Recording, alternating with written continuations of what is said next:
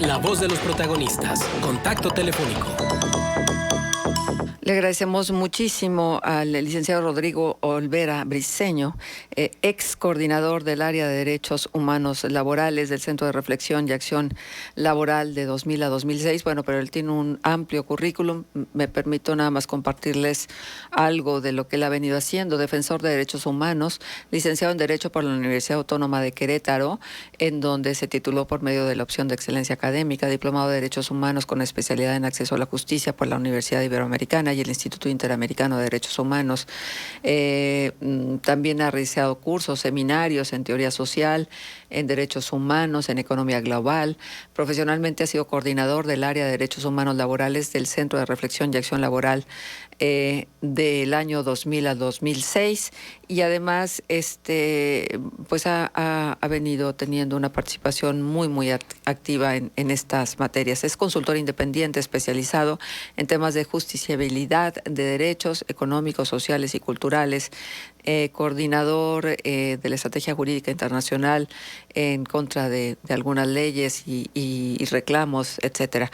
Entonces, bueno, podríamos seguir platicando de quién es Rodrigo Olvera, pero mejor conversamos con él porque lo hemos invitado para hablar sobre las elecciones del líder sindical de petróleos mexicanos. ¿Fueron aseadas? ¿No fueron aseadas? ¿Corresponden a la evolución que debería de tener el sindicalismo mexicano? ¿Qué tendría que comentarse? Sobre todo un personaje tan cercano a Romero de Champs, además tan cuestionado en algún momento en el gobierno de Vicente Fox, la Cámara de Diputados, tenía previsto votar el desafuero de Ricardo Aldana como senador para que pudiera ser enjuiciado por el Pemex Gate, pero Acción Nacional, dice la nota, dobló las manos. Bueno, así pongo en antecedentes, Rodrigo, esta conversación que estaremos sosteniendo Arturo González, Manuel Cerrato y Marcela Paman es contigo. ¿Qué tal? Muy buenos días. Una conversación muy necesaria para toda la sociedad, me parece. Sí, justo eso. Y dejamos sobre la mesa la primera pregunta. ¿Por qué es importante no perder de vista la elección del líder sindical de Pemex? Mira, hay varios estudios que demuestran que la autenticidad de las relaciones laborales, el respeto de la libertad sindical, de la democracia sindical y de la negociación colectiva son un buen parámetro para ubicar el nivel de la calidad de la vida democrática del país entero. A ese nivel está la importancia de la reforma laboral y de su implementación en procesos como este.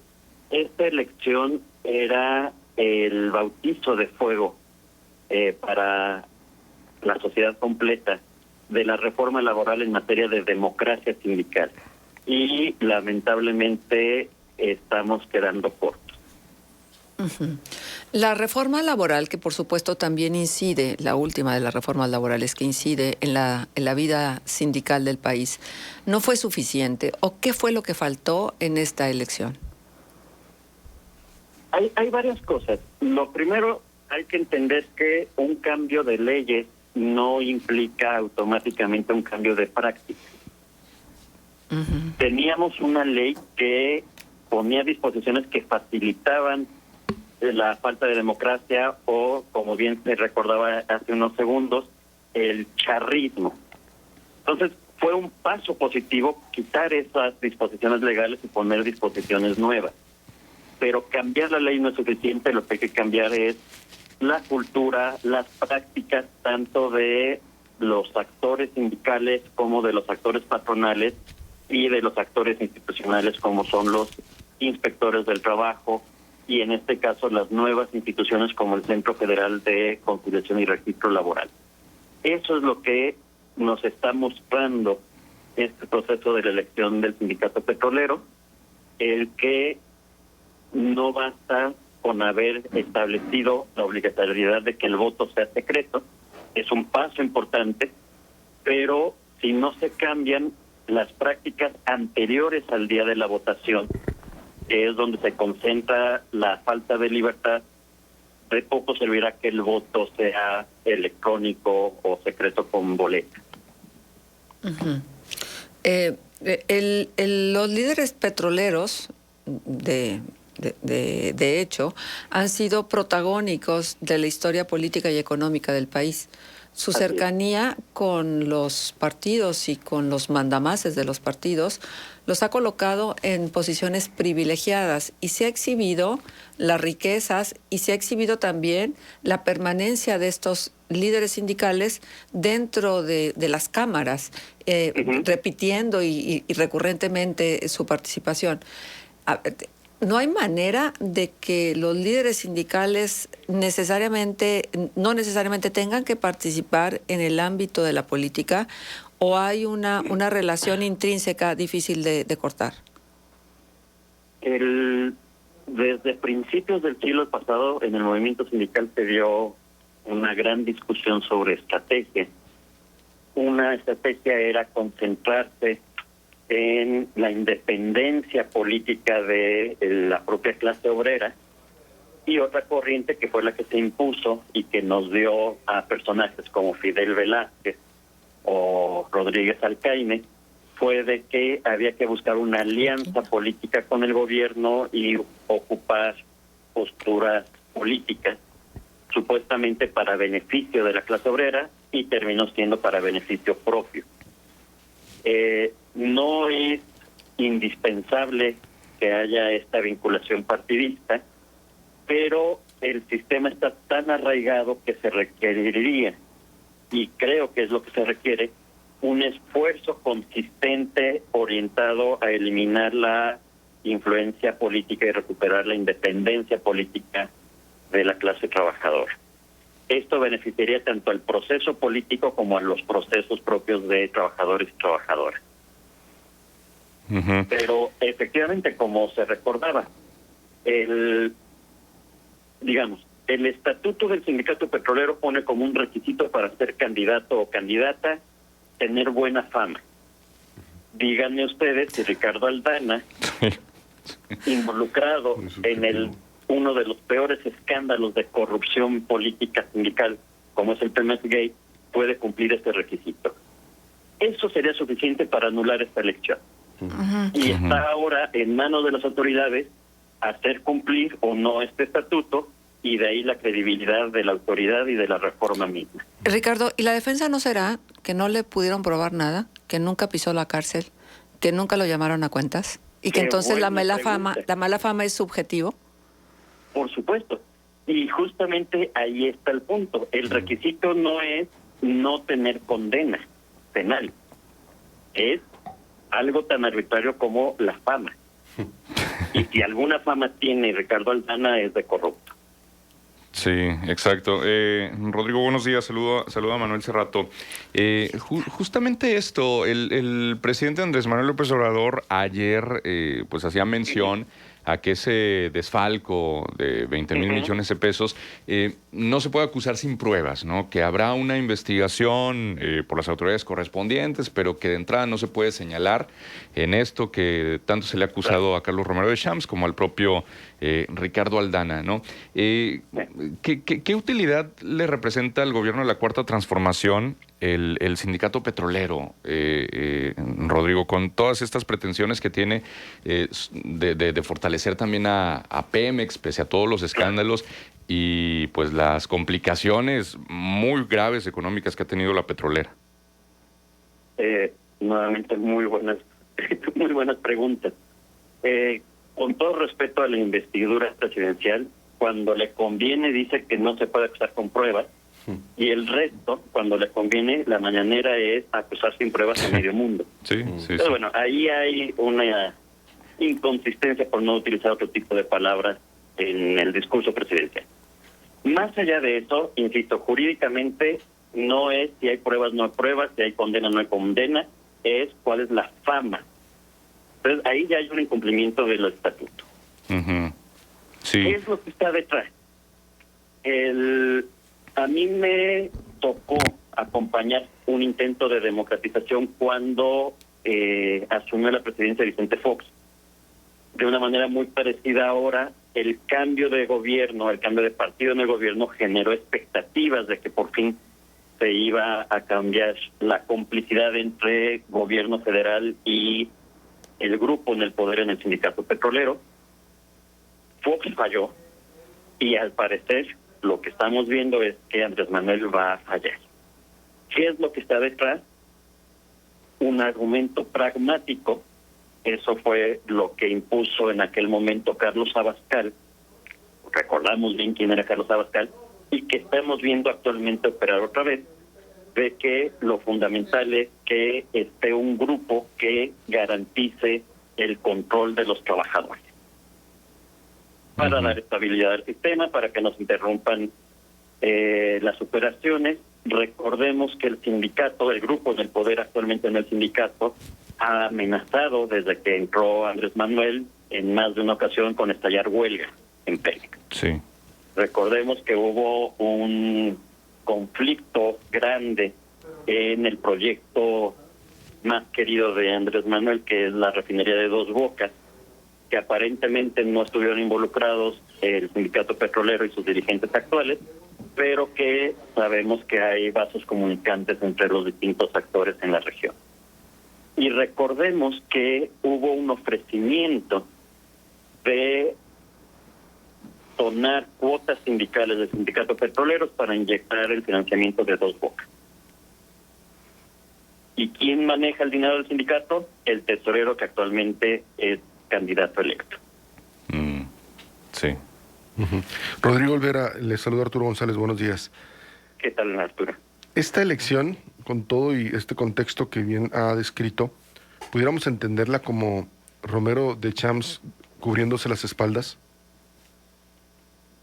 Sí, incluso, y aquí otra vez podría decir el presidente que no hay pruebas, pero hay una presunción humana bastante razonable. ¿Por qué hay esta elección? Porque Romero de Champs no terminó su periodo. ¿Cómo salió Romero de Champs? Fue una negociación con presidente. No sería difícil en la práctica y en la historia mexicana pensar que parte de esta salida negociada es un pacto, ¿no? Una situación donde les aseguraran que no saldría raspado. Ya. No es irracional pensar esto.